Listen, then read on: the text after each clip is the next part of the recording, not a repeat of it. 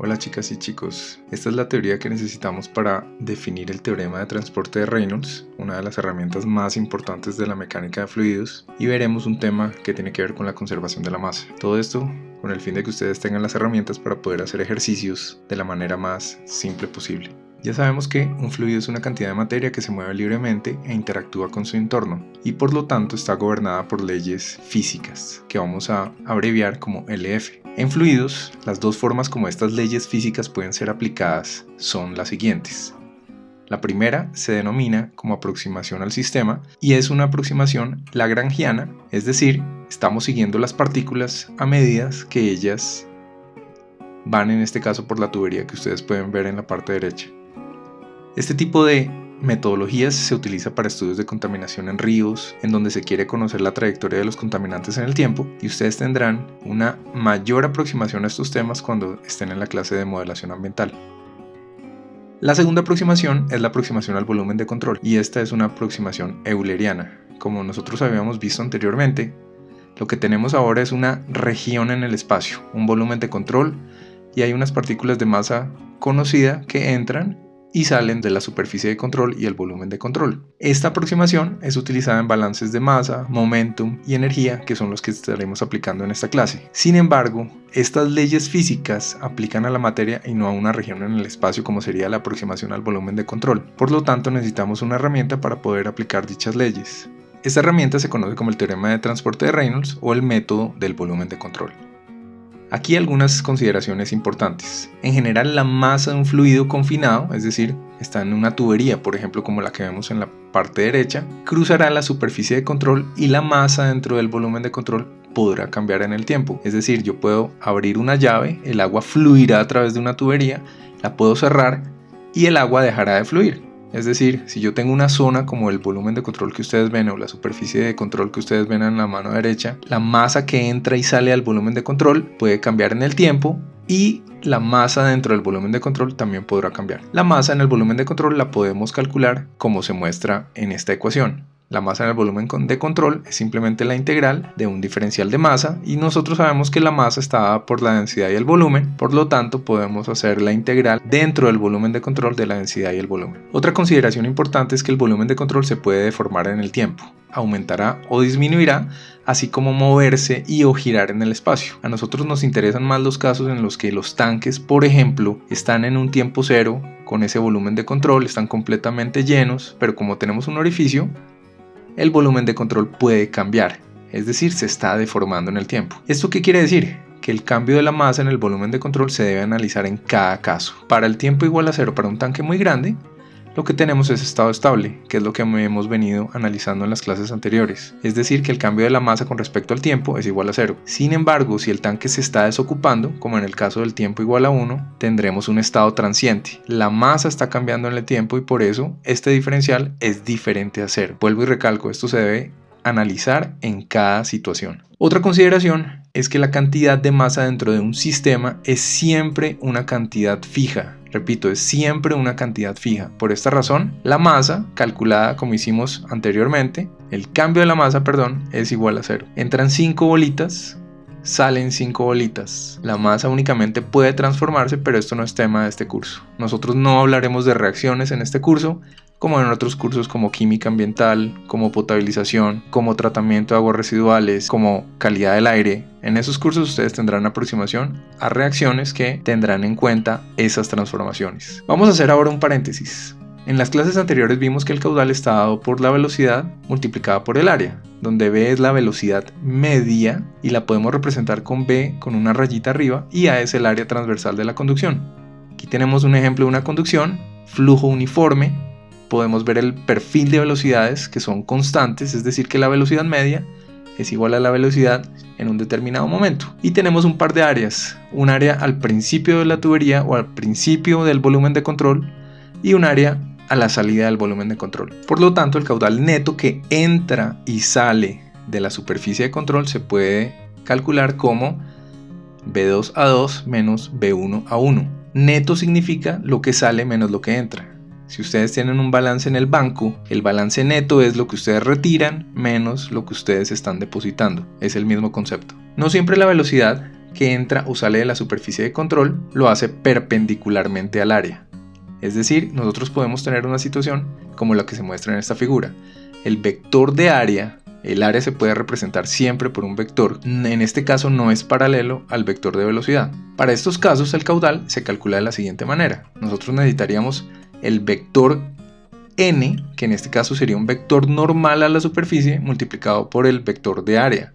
En este caso el diferencial de área que estamos considerando. Pero el vector normal por trigonometría sabemos que es simplemente igual al vector de velocidad original multiplicado por el coseno del ángulo entre los dos vectores, y esto nos da pie a utilizar el álgebra lineal y una definición del álgebra lineal que sabemos que se denomina el producto punto para hallar el caudal en cualquier situación. Es decir, el caudal de una manera general se puede calcular como el producto punto entre los vectores de velocidad y el vector de área. Pero si los vectores son paralelos, es decir, el ángulo θ es igual a 0, entonces tenemos un caudal igual a la velocidad por el área. Por convención, siempre que tengamos volúmenes de control y superficies de control, los vectores de área siempre los vamos a dibujar saliendo de las superficies de control. Aquí tenemos una situación en la cual el flujo no es uniforme, es decir, vamos a tener un perfil de velocidades, en este caso parabólico. En esta gráfica ustedes notan que el perfil tiene una velocidad máxima y tiene una velocidad media. De igual manera, en el volumen de control tenemos un pedacito infinitesimal de área y por lo tanto el caudal se puede calcular como la integral a través de toda el área transversal de la conducción del producto punto entre la velocidad y el diferencial de área o el vector de área. En el momento en que estos dos vectores sean paralelos, simplificamos nuestra definición a la integral de área de la velocidad por el diferencial de área. Si se conoce el caudal, la velocidad promedio o la velocidad media de un sistema siempre se puede obtener de la siguiente manera. La velocidad media es igual al caudal sobre el área y en este caso utilizando las definiciones anteriormente descritas, esto sería igual a 1 sobre área por la integral del área por la integral del área de la velocidad multiplicada por el diferencial de área.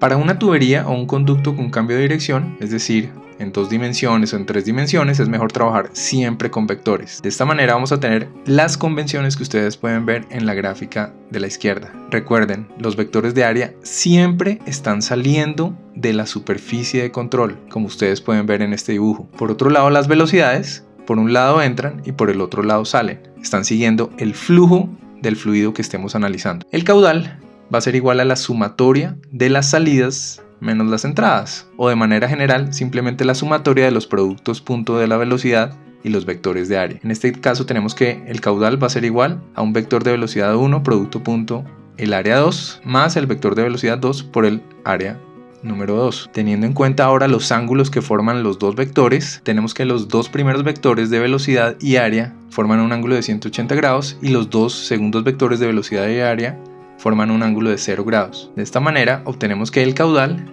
es igual al caudal neto que ya habíamos descrito, lo que sale menos lo que entra, teniendo en cuenta los signos que nos proporciona el coseno de los ángulos entre los vectores.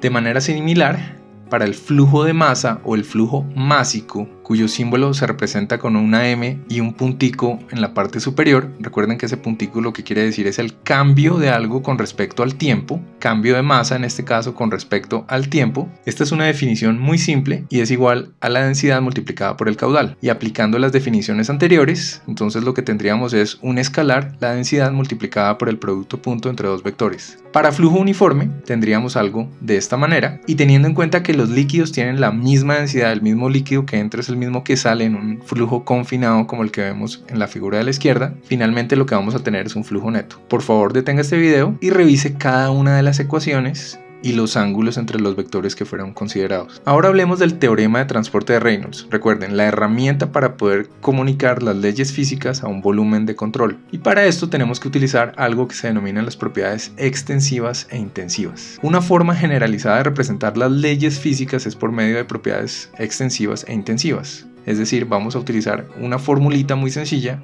en la cual la B mayúscula lo que quiere decir es una propiedad extensiva que es función de la masa y la B minúscula es una propiedad intensiva que no es función de la masa. Como ejemplos de propiedades extensivas tenemos la masa, el momentum, la energía cinética. Como propiedades intensivas tenemos las que ustedes pueden observar en esta tabla. Casi todas las propiedades de un fluido, las más importantes, las podemos representar como una propiedad extensiva y una intensiva.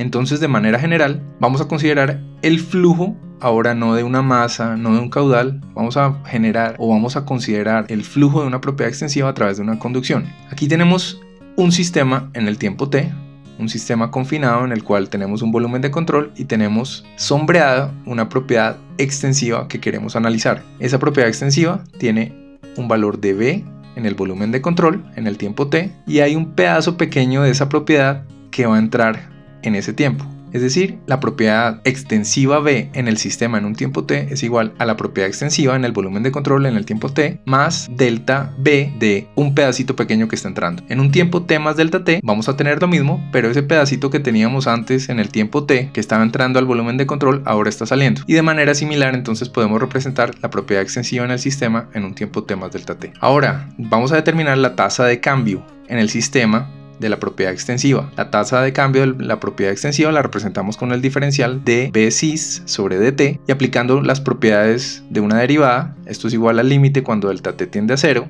de la diferencia de las propiedades extensivas en los dos tiempos sobre delta t. Para su comodidad, las propiedades extensivas tienen diferentes colores para que ustedes puedan seguir la definición que vamos a tratar de la mejor manera. Reemplazando los valores de bcis en cada tiempo, tenemos esta definición y ahora reorganizando, reagrupando los valores, tenemos lo siguiente. Expandiendo un poco, tenemos esta ecuación y aplicando propiedades de límites, acabamos con una ecuación mucho más sencilla en la cual el cambio de la propiedad extensiva en el sistema con respecto al tiempo es igual al cambio de la propiedad extensiva en el volumen de control con respecto al tiempo más la propiedad extensiva, su cambio saliendo, menos la propiedad extensiva, su cambio entrando. Y esto ya sabemos que es simplemente el cambio de la propiedad extensiva neto. Y por definición, el cambio de la propiedad extensiva en el volumen de control lo podemos expresar como el cambio con respecto al tiempo de la integral de la propiedad intensiva multiplicado por la masa. Y el flujo de la propiedad extensiva neto lo podemos expresar como una sumatoria de la propiedad intensiva multiplicada por la masa o el flujo másico en este caso. Finalmente, reorganizando y reemplazando, se obtiene de manera general para entradas y salidas finitas, es decir, cuando tenemos flujo uniforme esta ecuación o cuando tenemos flujo no uniforme esta otra ecuación. Lo único que cambia entre las dos ecuaciones es la sumatoria de entradas y salidas a la superficie de control. ¿Cómo se aplica esto? Una aplicación muy sencilla es la conservación de la masa. Entonces vamos a utilizar el teorema de transporte de Reynolds con la propiedad extensiva igual a la masa m, la propiedad intensiva igual a masa sobre masa, es decir 1, y vamos a trabajar en flujo uniforme para simplificar las cosas. Es decir, vamos a utilizar la ecuación más general para flujo uniforme y reemplazando todas las variables obtenemos una ecuación de este estilo. Sin embargo, esta ecuación todavía no tiene un aspecto muy amigable, pero la podemos reducir si tenemos en cuenta las siguientes consideraciones. La masa del sistema no cambia con el tiempo, es decir, podemos cancelar el valor de la masa del sistema con respecto al tiempo. Si consideramos que el flujo es 1D, o sea en una dimensión, y es permanente, cualquier cosa que esté cambiando con respecto al tiempo también es igual a 0. Es decir, esto nos simplifica muchísimo las cosas. Ahora, si consideramos que únicamente tenemos una entrada y una salida, vamos a tener algo como lo que vemos en esta ecuación, es decir, lo que tenemos es la ecuación de conservación de la masa o ecuación de continuidad, en el cual lo que estamos interesados en conocer es el cambio de la masa con respecto al tiempo. Esta ecuación lo que nos dice es que el cambio de la masa con respecto al tiempo que sale es igual al cambio con respecto al tiempo de la masa que entra. Si ahora consideramos flujo incompresible, es decir, cuando la densidad es constante, terminamos con un par de ecuaciones que ya son conocidas por ustedes. En resumen, el cambio de la masa con respecto al tiempo del sistema es constante, es decir, ese cambio siempre va a ser igual a 0. Lo que tenemos dentro de la integral del volumen de control es la masa del volumen de control y la sumatoria de lo que entra y sale de la superficie de control es la tasa de flujo neto de masa a través de la superficie de control. Entonces la ecuación más general que vamos a utilizar siempre para ecuación de conservación de la masa es la que ustedes pueden ver en la parte inferior de esta diapositiva. Esta ecuación no la tenemos que aprender de memoria, tenemos que aprender cómo funciona y para eso realizaremos ejercicios en la siguiente parte de la clase.